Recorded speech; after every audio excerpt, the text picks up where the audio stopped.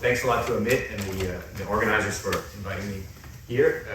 It's been a great conference so far, and I'm looking forward to the last day or two of this. So I want to talk about weak magnetic field, imaging weak magnetic field patterns on the nanometer scale. And the laser. Let's do that. So before I start, let me just acknowledge the people who actually do the work that I present. These are the members of my group. And in fact, some of them are here, and hopefully you've had a chance to talk to them or see them. In particular, Hoshik, Andrea, Daniel, Henrik, and Lisa. And I think today, Henrik and Lisa both have posters. Actually, Henrik related to some of the things that I will be talking about. So hopefully you have a chance to interact with them. Okay, so normally at this time of the week, I give my electromagnetics lecture to our bachelor students, and so I couldn't resist putting up a picture like this. Basically, something made an image in the early 1800s, made with iron filings of the field from some permanent magnets, probably. And it was pictures like this of fields from permanent magnets, current-carrying wires that really led to the revolution in electromagnetism at that time, to Maxwell's equations and everything that came after. So this is just to remind you, and an audience that I don't think needs reminding, that magnetic images are more than just pretty pictures, and that continues to be true today. So magnetic images can make pretty pictures like this, but they also contain a lot of information that you couldn't get otherwise. So you can learn things about inhomogeneity, length scales, defects, things that you can't learn from bulk measurements of magnetization, heat capacity, and transport measurements over an entire cell. And this is particularly important these days where you're trying to observe macroscopic quantum states, things like correlated states, superconductivity, and magnetism, which are really sensitive to local distortions, local defects, changes at the nanometer scale. And there you really need sensitive techniques that can image magnetization or field at the nanometer scale. So I just want to throw up a few random examples. There's been a lot of examples in this very conference, but here's an early example of spin-polarized STM. This is a magnetic image on the atomic scale showing magnetism really of individual cobalt islands and even cobalt atoms here. So this shows you the power of imaging that we've gotten to at this point. This is another example that I like to show. This is a Kerr microscopy image of the spin Hall effect, where you can see essentially spin polarization at the edges of a gallium arsenide channel as you flow current through that channel. I particularly like this image because it was taken by my colleague in the Auschwitz group when I was a graduate student, so he was doing these experiments right next door to me. Unfortunately, I wasn't involved in these. Yeah, it would have been nice too. And this is another image of magnetic skyrmions, actually taken around 2010, the first image of magnetic skyrmions. So these are nanometer scale magnetization patterns, and they were imaged with Lorentz TEM, which I think we heard about in one of the earlier talks. So before this magnetic state, these configurations were only seen in magnetic phase diagrams, and their real kind of real space configuration could only be inferred and not seen. You can look at things beyond spin polarization and magnetization. You can also look at current density, current distributions. This is an example of a scanning squid microscopy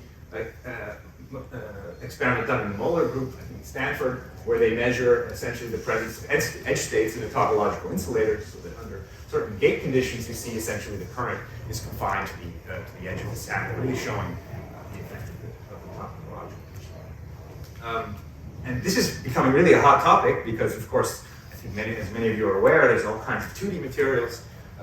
Since the discovery of graphene, there's been many more 2D materials going from metallic to semiconducting to insulating. And there's a whole zoo of things that you can do now with 2D material engineering, stacking unlike materials on top of each other, twisting them, changing their band structure. And the investigation of the kind of states that you get out of that, it's very important to have sort of local information, scanning probe information, in particular to know where the current density is and where the magnetization is in space. And for this, you need sensitive weak field magnetic imaging. I'm sure many of you are aware this paper with twisted bilateral graphene where they showed superconductivity. Here's another paper of another 2D material, chromium triiodide, which is a 2D layer-dependent magnet. These are just two examples of the kinds of things that can really benefit from scanning magnetic imaging techniques. So this is just to motivate something of what I'm going to talk about, that I'm interested in looking at current density and magnetization in sort of thin samples. So these are sort of weak, low currents and low magnetizations, and I want to measure them using magnetic field imaging, because that's the way that you can look at both of these. And the techniques that turned out to be best in terms of combining sensitivity and resolution are these kind of scanning probe techniques, scanning squid, magnetic force microscopy, and scanning NV center microscopy. We've heard about these two so far. We haven't heard so much about scanning squid at this conference. And I'm going to talk about these two, because this is what we work out in our lab, and we've already heard quite a bit about NV. And you can see these measure slightly different things. So these measure, so NV measures actually magnetic field. So the mechanical measurements are of magnetic field derivative, and scanning squid measures a magnetic flux. And okay, this is just a plot from a review recently, kind of motivate why those three are the ones I want to talk about. It's a plot of kind of different magnetic field sensing techniques. There's sensitivity as a function of the kind of linear dimension, which you could think of as the kind of spatial resolution, and where you want to be if you're interested in measuring weak fields and at high spatial resolution, somewhere up in this corner. And you see that in this corner you're kind of dominated by little diamond symbols, little MFM symbols, and little squid symbols. There are also scanning Hall bars, which are also something useful, but I won't talk about those. Okay, we recently, with actually Christian Degen, we wrote a little review about this, and there's of course a lot of work already starting in this area using NVs and also scanning squids to study 2D materials. And these are just a few of the examples. So here's some very nice work from the Zeldov group looking at edge states, quantum Hall edge states in graphene, where you can really image the edge states as you change the filling factor. This is some nice work from Andrea Young at UCSB looking at orbital magnetism in twisted bilayer graphene. Here we have also from the Zeldov group, they imaged the superconductivity in twisted bilayer graphene, and actually this is a very nice result where you see in the color part where the superconductivity is. And you can see actually it's kind of a miracle that they could measure the superconductivity, because if your lead is here and here, it's just barely connected by this little gap right there. So actually disorder, and specifically twist angle disorder in those samples, is a big deal and needs to be worked on to make these work better. And here we see some images done with NV. This one I think done by the Bachbrook group, one of the speakers here, of 2D magnet systems. This is done by the Maltinsky group, where they looked at chromium triiodide. So we're also trying to make tools to get in this region and look at these kinds of systems, and I'm going to tell you about two of these efforts in my group: magnetic force microscopy, scanning squid. So magnetic force microscopy, we already heard about this here. Dan actually talked about this very nicely in his talk, and we saw this paper already. Magnetic force microscopy is essentially doing atomic force microscopy with a magnetic tip, and you can, in that way, very sensitively measure magnetic field gradients, and you can measure with a very, very high spatial resolution. I think the record is on the order of 10 nanometers or so. But it's essentially designed for measuring very magnetic things with big forces. These cantilevers that you use have very large spring constant typically. So these are not usually good tools for measuring subtle magnetization patterns coming out of, let's say, small currents or small magnetizations in a 2D layer. So in order to do something like that, you have to use softer, more compliant mechanical resonators, things like nanowires, which we've heard about from Rafi, from Olivier the other day. And so following in the steps of those groups, we've also built essentially a nanowire force microscope where we can hang little nanowires in pendulum geometry, look at their mechanical motion, and scan them over samples to look at the force gradients that are interacting between the tip and the sound. And specifically, because we're interested in magnetism, we typically use magnetic nanowires. And in this case, we have a nanowire, which is, you see the tip of it here. It's a gallium arsenide nanowire running the MBE with a manganese arsenide cap, which is a very, very nice magnet. And you can see that this nanowire has very nice mechanical modes, nice force sensitivity, and it also has a very nice magnetic tip. And using this high force sensitivity that we get with the nanowire of about 4 atomnewtons per root hertz at 4 Kelvin, we can then measure magnetic effects with this.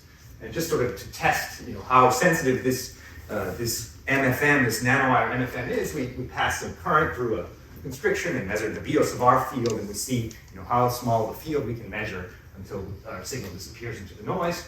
And of course, that's limited by thermal motion of the nanowire. And it turns out here we could measure something like a few tens of nanoamps per root hertz, which corresponds in the end to something on the order of tens of nanotesla per root hertz.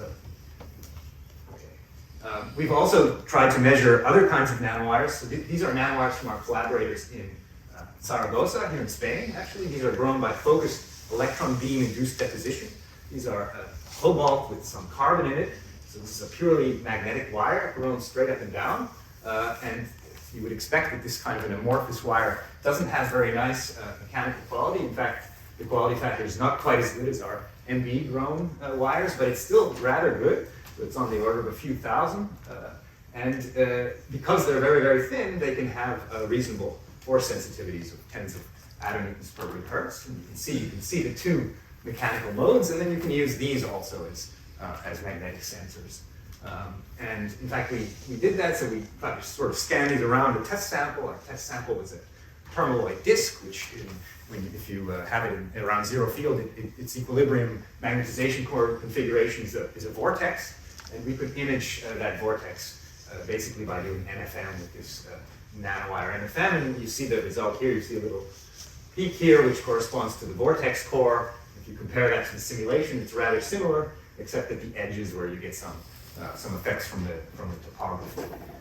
So in fact, we're starting to learn how to use these nanowires to image, and really now what we've been working on is to apply them to 2D magnets and other 2D materials. And so sort of to give you an idea of the kind of sensitivities that you can get with these, so in the first example, I have this manganese arsenide ball, which forms a kind of magnetic dipole.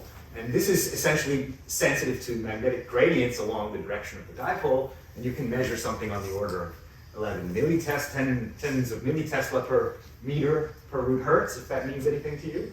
And for the cobalt wires, which are essentially polarized along the axis and have a kind of magnetic monopole on one end, these measure magnetic fields, and you can surprisingly measure fields that are very, very small, on the order of a few nanotesla per root hertz, which is similar to what you can do with NVs and with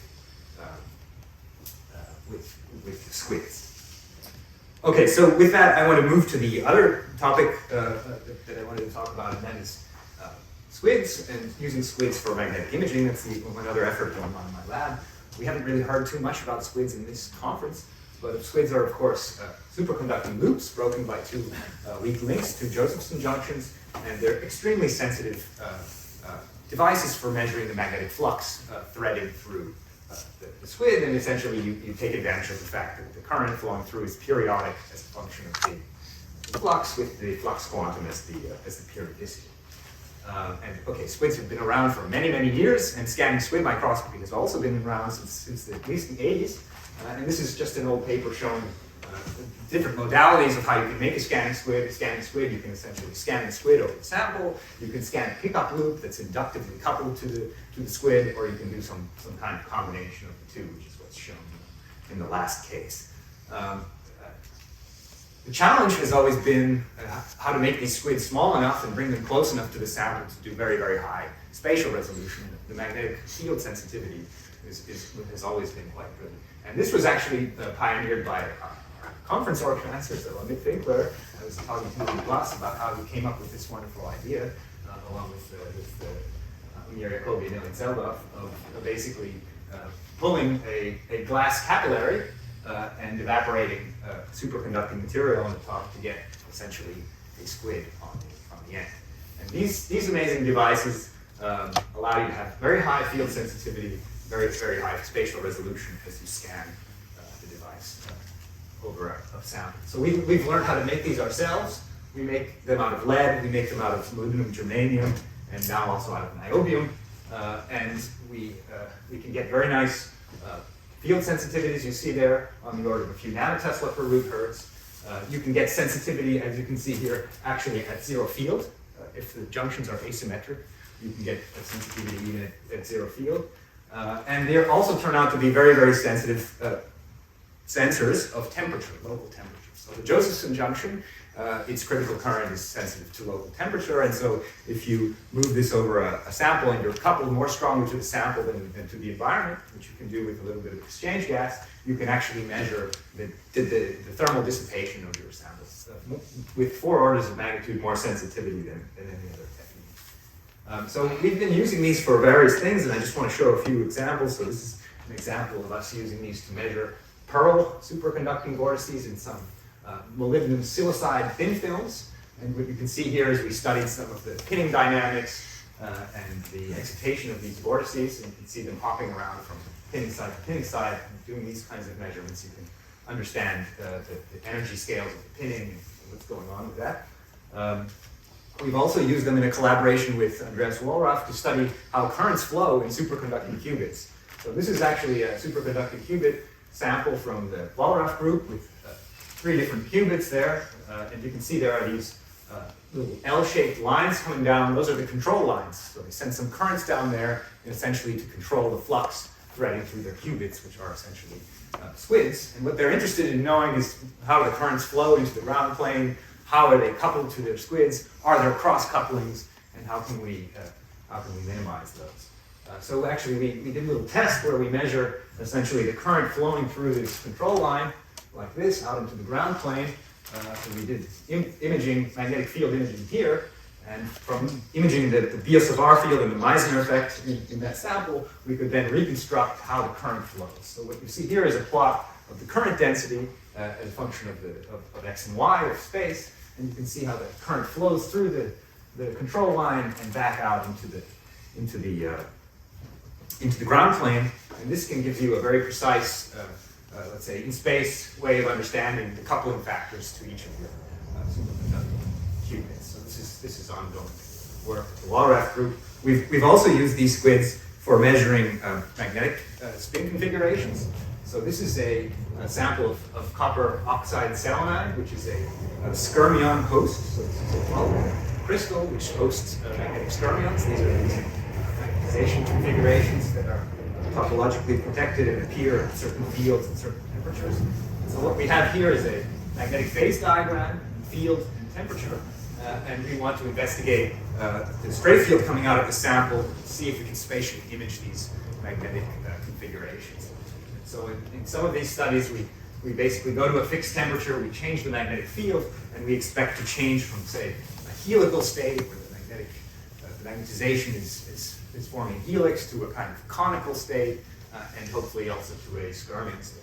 And in this particular set of measurements, what you see is that in the helical state, as we expect, we should see no magnetic contrast. And then as we enter this so-called tilted conical state, we start to see periodic magnetic contrast, which corresponds to the stray field coming from these spins essentially intersecting the surface. As we increase the field, this magnetic contrast changes slightly, and then the periodicity goes through a fifth transition here to a pitch of on the order of 200 nanometers, and then we can even follow how this pitch gets shorter and shorter as we ramp the field. And this tells us something about the anisotropy of the system and the details of the system. So what you're seeing here is essentially the stray field from these magnetic helices. And we're working on other such samples to try to image magnetic streams. Now these systems are really great. These sensors are wonderful. There is one drawback, and that is that they are very, very fragile. And so if you touch the surface with one of these sensors, they die, and you have to start all over again. And that's quite a disaster for the students who work on it. So in order to avoid something like that, what we usually do, just like the people in the Zeldov group and other groups working on this, is we couple these mechanically to tuning forks. So we have tuning fork, a Q plus, that you see here, essentially nudged up against this squid, and it's very similar to what used to be done in scanning near-field optical microscopy. And then we essentially approach the surface, and we expect the mechanical resonance of the tuning fork to shift. Now the problem is that the tuning fork is very, very stiff. And so if you look at that plot there of the probe sample distance You see frequency is a function of probe sample distance, mechanical dissipation. You don't really see a signal until it's about 20 nanometers away, which is often too late if you have a probe which is, say, 50 or 100 nanometers in diameter. So this can result in crashes, of course, and it also doesn't really allow you to see the topography of the surface like this, as you would in standard AFM. So we took this problem and we thought, well, wouldn't it be great if we could have these squids on an AFM level? And so that's the next project. So that's what we tried to do. So we took a standard AFM lever, commercial AFM lever, and we took it to our focused ion beam, and we cut the tip off a little bit to make a little flatter. And then we take this to our sputtering system, and we deposit some superconducting niobium, some high-quality film. So now we have superconductor everywhere on the AFM. We take this back to the fib, and then we cut and pattern some trenches. So you see we cut 2 leads, a little hole at the top, and then another trench over there. So what we're trying to create there is a squid loop with 2 weak links using the focus. And this is what it looks like in real life. So there's the cantilever with the niobium, the trench in the middle, and then if you look very carefully, you can see the tip up there, and this is a zoom in on the tip.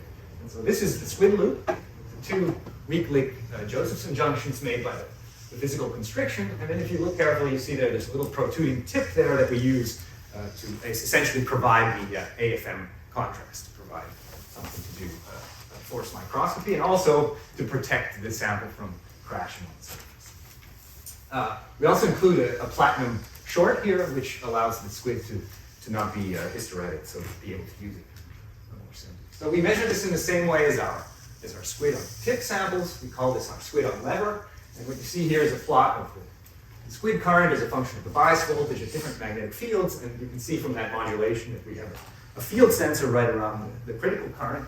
Critical current is right where that cusp is, where the sample stops being superconducting. And you can plot this same data in different ways. So here it's plotted as a function of the applied field, and you see these modulations. These modulations show the periodicity of the flux quantum, and from that you can infer the actual diameter of that squid. So the diameter that we cut out is on the order of 250, 300 nanometers. The actual diameter, the effective diameter, is more like 350 because of flux focusing and some poisoning due to the gallium. But these days, actually, the students are making even smaller ones on the order of 100 nanometers.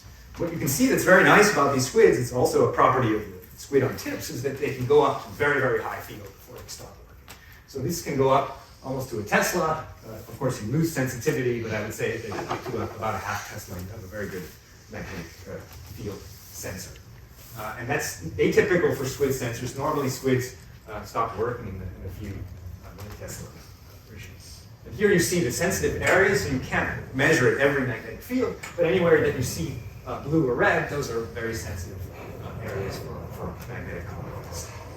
And in order to give some numbers for the field noise, so if you look in the white noise region, which happens at about kilohertz or above, so if you take numbers at 10 kilohertz, which is a typical frequency for characterizing noise, you see that these devices have about half a microfinite of flux noise, which corresponds to something on the order of 10 nanotesla per hertz. As I said, these are also thermal sensors, so by the fact that these are Josephson junctions that you can bring very close to the sample, and you can characterize the thermal response and then also give some sensitivity, and these are really very, very sensitive. It's much more sensitive than any other thermal sensor that I know of, on the order of hundreds of nanokelvin per root hertz, and it's essentially the same sensitivity as other squid-on-tip devices shown by the So, okay, we wanted to show that these devices can be used, and so we approached them as atomic force microscopes, and what's very nice and what we were after from the beginning was that you can see that the frequency shift changes even when you're more than a micron away. So you can see the surface very, very far away. And you can essentially stabilize this tip sample distance, just like you do in a standard non-contact AFM. And so that's what we wanted to do first, is do a non-contact AFM. So we took a sample of artificial spin ice made by our colleagues at the Paul Scher Institute. These are just arrays of cobalt nanomagnets that are designed to show magnetic frustration. And what we do is just an AFM using our squid on lever. And what you see here is an AFM taken at about 65 nanometers of standoff. And you can see, high resolution AFM from the little protruding tip that we have here. And then you see a kind of a shadow effect, which is essentially the shadow from the interaction with the entire triangular area there. Of course, we can also measure magnetic contrast in these samples. And if you polarize these nanomagnets along a certain direction, you see stray fields from them that look like this. And this makes a lot of sense if you think about how, if you do some models about how the magnets should point under those conditions. And we can even measure strange effects like what you see here, where you have some defects in the magnetization pattern, or what the people in this field like to call magnetic monopoles that show up in the stray field pattern. And so these are measured essentially simultaneously as the AFM. What you can also do is measure currents, and we did this in a test sample where we have a gold wire patterned in this kind of sawtooth shape. We do an AFM of that gold wire. It's not particularly high resolution because we were at a high tip sample distance. And what you can do is then measure the V sub R field of this, and it looks just like you'd expect. So you have high field, so we're measuring Z field, you have positive field on one side, negative on the other, and a zero right in the middle of the wire. And of course it matches the simulation, as you would guess.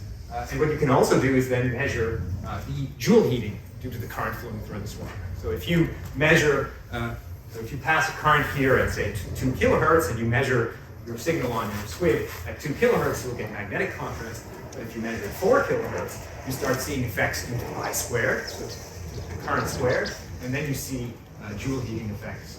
You see the thermal heating, the dissipation as the current flows through the wire, and that's what you see in the other column. Of course, if you have these V sub R images, you can transform them under certain boundary conditions. So if the current is flowing in a quasi-two-dimensional way, you can transform them into current density, and this is just a transformation of that where you can see, unsurprisingly, that the current flows through the gold wire, not the silicon substrate.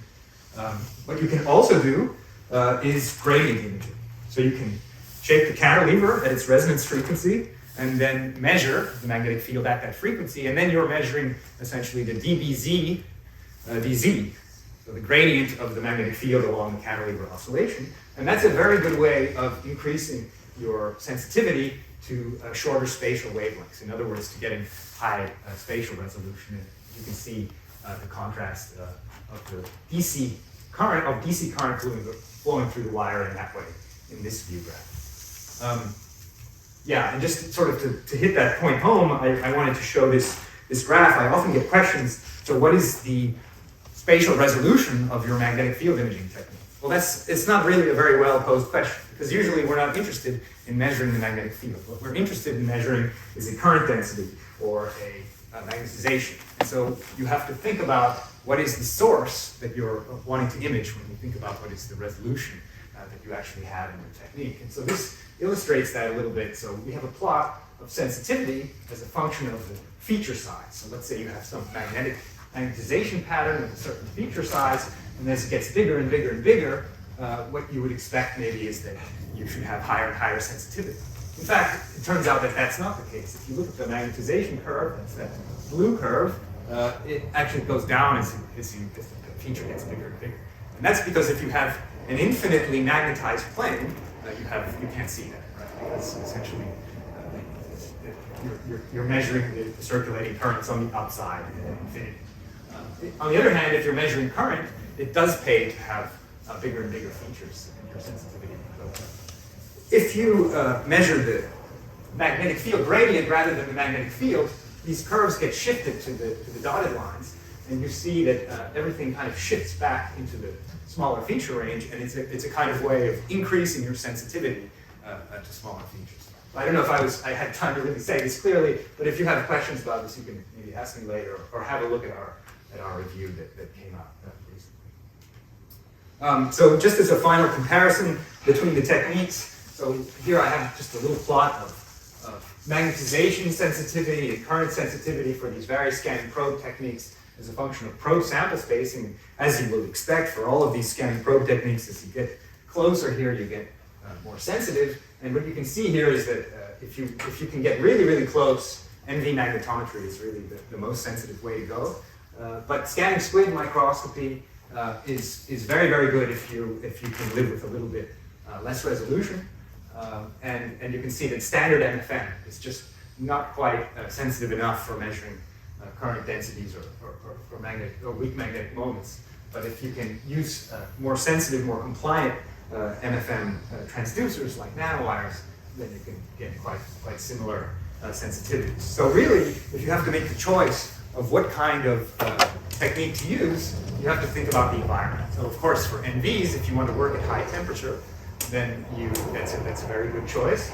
If you want to work at high field, then a mechanical MFM technique might be a better choice. If you're looking for current sensitivity and you can work at low temperature, squids look like they're the way to go. Okay, so with that, I'm going to throw up some references in lieu of my conclusion and invite any questions from you.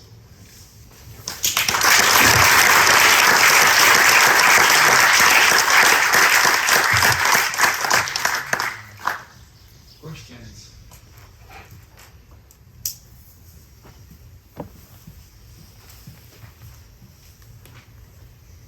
Thanks, Martino. Very interesting. I have a actually very technical question. So these cantilevers that you showed that their eigenfrequencies are hundreds of kilohertz typically. Yeah. What's the lowest you can make if you wanted to? The frequencies, I mean, it can be very low. I mean, I think Olivier had some of the lower ones. If you make the nanowires like 100, 200 microns long, they can still be something like 100 or 200 nanometers in diameter. And there, I think you get into the kilohertz range. But maybe Olivier knows better than me. But yeah, I think kilohertz is definitely possible. And this is the only way to make the frequency low, by making them long, or can you make like a base thinner or something like that? So you can make things thinner also. I mean, at some point, I think below 50 nanometers, it starts to be very difficult to deal with. Then we start to get to kind of the nanotube regime that I think Gernot was talking about. We can start to have problems with nonlinearities and other such things. But yeah, that's also a way to make them thinner. It's just practically more difficult. Yeah, just a curious question. In your squid quantum interference diagram that went up to 1 Tesla, you had these nice oscillations at low field, but then suddenly it was aperiodic and you had multiple frequencies involved. Yeah, I think this is flux trapping. Probably Koshik can correct me, but I think this is jumps due to some flux trapping. Is that right, Koshik? Yes. Yeah. So does this hinder you, or is this no problem? I think it's not a big deal, right, Koshik? Yeah.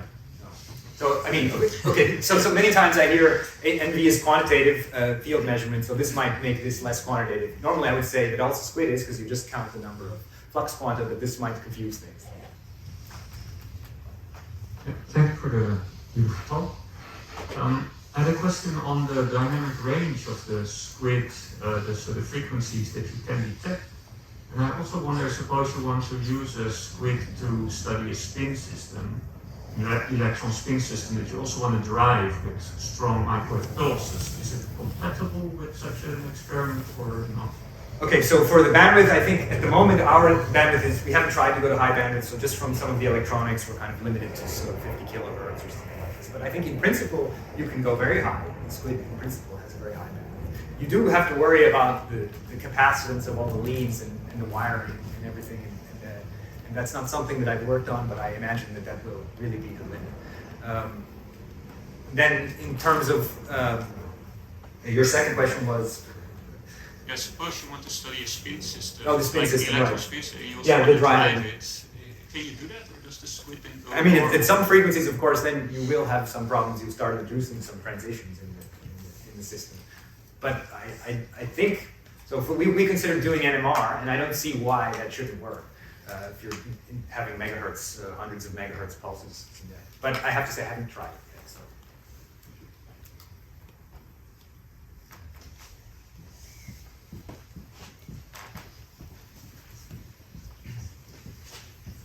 Thank you for the very interesting talk. Can you elaborate about skyrmions and maybe specifically what are the chances to see room temperature, skyrmions at the room temperature besides, of course, using the Lorentz microscope, which is really complicated? So you mean in general, not related to detecting squids? Well, with squids, you cannot go room temperature, Right. I guess. And so you're left with the MFM. Yes. So there has been now some MFM work on bulk systems where they see essentially the surface of the bulk and they see patterns even due to skyrmions. The problem there is often the size of the skyrmion. So depending on the material, this periodicity can be very small. So it can be down to 20 nanometers. In some systems like this copper, it's 60 nanometers. There's a vanadium system that's similar to that where it should be bigger, so more than 200 nanometers. And I think there actually the magnetic fields are not that small. These are magnetic systems. And so I think actually with traditional MFM, you should also be able to measure. And for room temperature, that may be the best way. NV centers may also be a good way to look at these systems. I haven't seen much in terms of the bulk skyrmions. There have been some experiments, I think, on these these layered magnetic systems where you can artificially create skyrmions. But so that's a space where I think the sensitivity is not quite so important as, say, in 2D material. But I mean, the main problem with the Lorentz microscopy that I didn't talk about is to do those images, you have to transmit through. And when you cut these lamella, you actually have to cut them very thin, and that changes the magnetic phase diagram. And so what's very nice about our technique is that we look at the sample as is. Okay, thank you very much, Martino.